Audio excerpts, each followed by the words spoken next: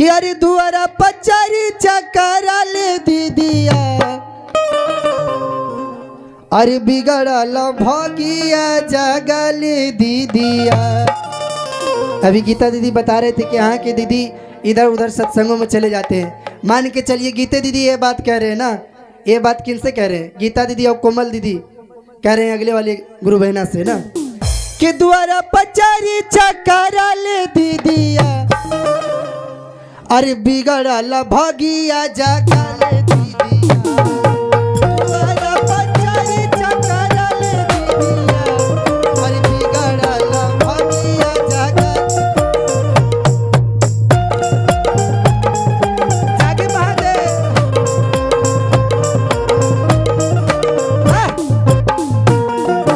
द्वारा पचारी चकरा ले दीदिया, अरे बिगड़ल भगिया जगल दीदिया।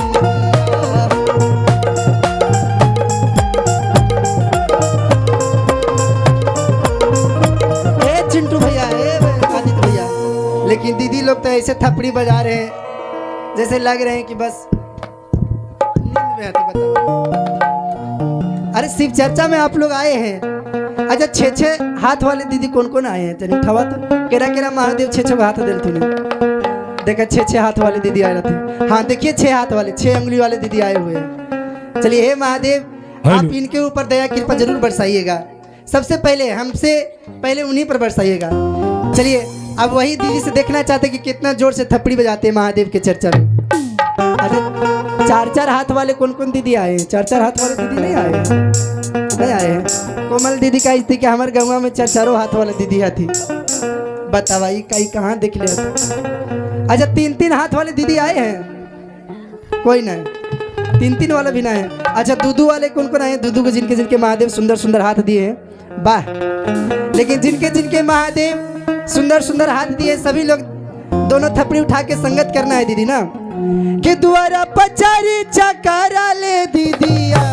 बतावा यही काल के रखे कि द्वारा पचारी चकरा ले दीदिया। अब मिजाज में चिंटू भैया, अरे बिगड़ल भगिया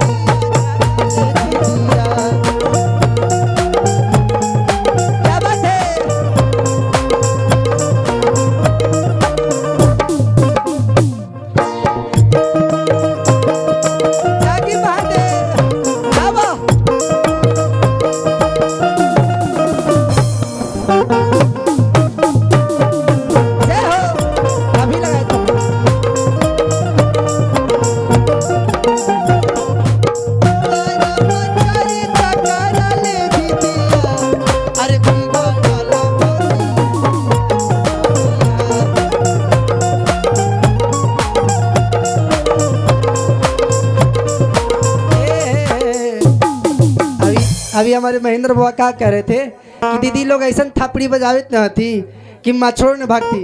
अब तो बाबा ऐसा थपड़ी बेलते कि तोहरे उठ के भागे पड़ता हुआ भागे पड़ते नहीं दीदी। अरे ऐसा थपड़ी बजाइए ताकि लगे कि हाँ आज झिकटिया में हमारे कोमल दीदी और तमाम गुरु बहना सभी लोग उपस्थित होकर महादेव के सुंदर आसन सजाए।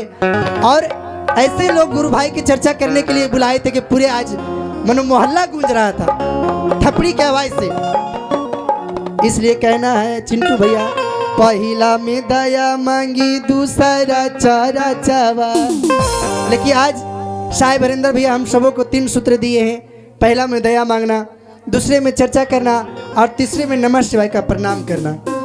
यही चीज इस भजन में दर्शाया गया। दीदी आप लोग सुनिएगा और मीठी मीठी तालियां बजाइएगा कि पहला में दया मांगी दूसरा चारा चावा और तीसरा में करी प्रणाम दीदिया। अरे तीसरा में करी प्रणाम दीदिया। अरे अपन जिंदगी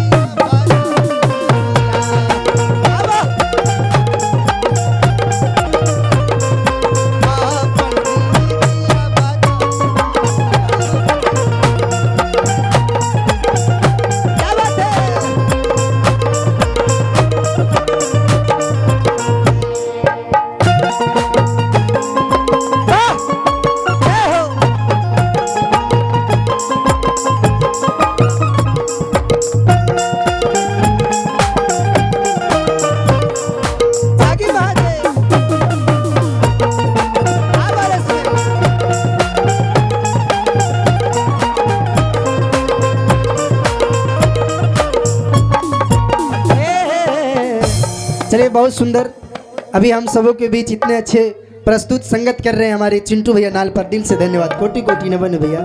और बहुत ही अच्छे हमारे पलामू क्षेत्र से चलकर बिट्टू भैया भी आए हुए हैं, इन्हें भी कोटि कोटि नमन भैया, दिल से धन्यवाद जो इतना सुंदर सा संगत कर रहे हैं।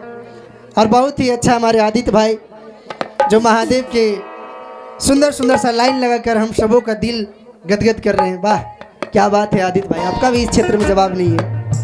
लेकिन लास्ट में कहे के बाद अरे लगा तो न खर्चा कर लो शिवा चराचा। बात सही है, खर्चा नहीं लगेगा लेकिन वो खर्चा देने पड़ेगा। मान के चलिए ये सबके देखा 2-2 3-3 में बाल बच्चा आती, अब यही पढ़ाई आती दिने रहते तो भाई अब इधर से मजदूरी करके जैती नहीं तो बाल बच्चा के खिलाई का सिकिन के। ऐसे दीदी वही खर्चा खाई लिया जा रहा है कि लगता न खर्चा कर ले शिवा चराचा। अरे लगता न खर्चा कर ले शिवा चरेचा। अरे बाबा महेंद्र के बोला ले दीदिया कि दीपक दिल से भाजा ना गावा ले दीदिया। जय हो। अरे बिगड़ा लम्हा दिया